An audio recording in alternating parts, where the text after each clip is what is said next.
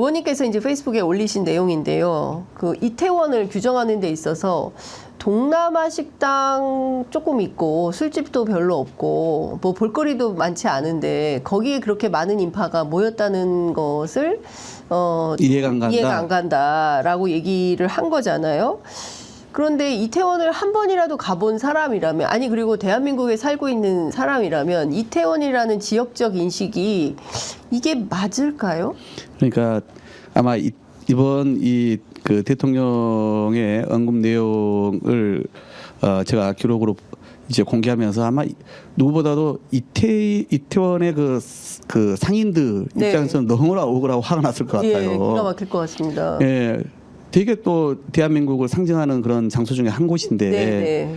그냥 동남아 쪽에 그 메뉴를 파는 식당 뭐나 좀 일부 있고 뭐 볼거리도 뭐 별로 없는 그런 곳 정도로 그냥 이태원을 그냥 폄훼하시잖아요. 예. 그러니까 이태원에 대한 이해도가 일단은 무척 떨어져 있었다. 예. 이게 첫 번째 그 워딩 내용 중에서 제가 확인할 수 있었던 부분이죠. 그러니까 실제 그 할로윈 축제가 어떤 분위기에서 얼마나 많은 인파가 코로나 전에 몰렸는지 이걸 전혀 모르고 계셨던 것 같아요. 그러니까요. 그리고 저희가 뭐 준비된 사진을 조금 보여드릴 텐데요. 그 12월 5일 날 그 저희 기도회 장면입니다. 저희 보면 마스크를 다 쓰고 있어요. 그러니까 저 때만 하더라도 실제로 아직은 코로나 그 전국이 끝나지 않은 거고 마스크가 해제되고 나서 집합 금지가 해제되고 난 첫 번째 대중 그 어떤 행사 같은 거였기 때문에 굉장히 많은 언론들에서 수많은 인파가 몰릴 거다. 그래서 사실상 그 대비가 좀 필요하다. 위험에 대한 대비가 필요하다. 이런 거를 방송을 했는데 KBS, MBC, JTBC만 좌파 언론이라고 딱 하고 이 세 언론이 2, 3일 전부터 집중적으로 그곳에 사람들이 몰리도록 유도한 방송을 내보냈다. 그것도 이렇게 판단하기 어려운 이유 중에 하나다. 의혹이다. 이런 말씀을 하신단 말이죠. 근데 YTN을 비롯해서 전 언론이 굉장히 많이 보도를 굉장히 주목받던 행사였습니다. 그러니까 여러 언론이 보도를 했는데 그 보도의 내용을 보면은 많이 몰릴 거다. 그러면 당연히 그런 보도를 알고 있었으면은 대비를 해야죠. 경찰 인력을 더 대비하고 그렇습니다. 구청에다 더 지도를 하고 이래서 그런 안전사고가 없도록 해야 되는 것이 당연히 대통령과 중앙정부가 해야 될 일이잖아요. 근데 이 탓마저 그런 언론들이 2, 3일 전부터 너무 보도를 많이 해가지고 사람들이 그렇게 유인됐다, 몰렸다, 몰리게 했다 이런 거 아닙니까? 근데 거기서 우리가 눈여겨봐야 될 표현은 좌파 언론이라는 거예요. 그렇습니다. 사실은 우리가 좌파 언론, 우파 언론이라는 표현을 씁니까? 근데 좌파 언론이라는 표현을 주로 누가 씁니까? 극우 유튜버. 유튜버들이 쓰고 있죠. 그러니까요. 그래서 대통령이 여전히 국정 운영의 어떤 판단 기준을 딱 그렇게 보는 거예요. 동지와 적. 동지와 적. 그다음에 피아. 선과 악. 여전히 이런 이분법적인 구도를 보면서 그 유튜버들은 늘 그런 걸 가지고 갈등과 혐오를 붙이는 거 아니겠습니까? 그러니까 언론에 대해서 딱 이렇게 이분법적으로 구분을 하면서 좌파 언론 이런 식으로 접근을 하고 있다는 것이 그런 극우 유튜버적 사고에 머물러 있다는 것이 매우 충격적이죠. 그러니까 그때는 KBS가 좌파 언론이었는지 모르겠지만 지금은 좌파 언론이라고 할 수 없는 거 아니겠습니까? 그래서 지금 방송 장악하려고 지금 언론 지금 탄압하면서 지금 저 방통위원장 내세워가지고 별짓을 하고 있는 거 아니겠습니까? 그러니까요.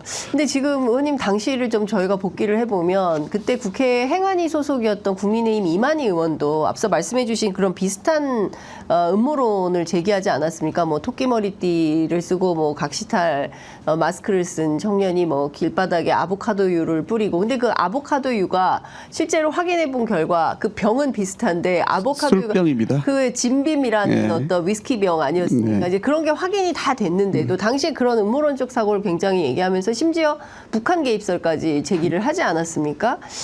그러니까 이 80년 5월 광주부터 시작해서 이재명 대표 그 개입설도 있었어요. 이재명 대표 개입설도 있었어요. 제가 당시의 기억에는 별 주장들이 다 쏟아졌거든요.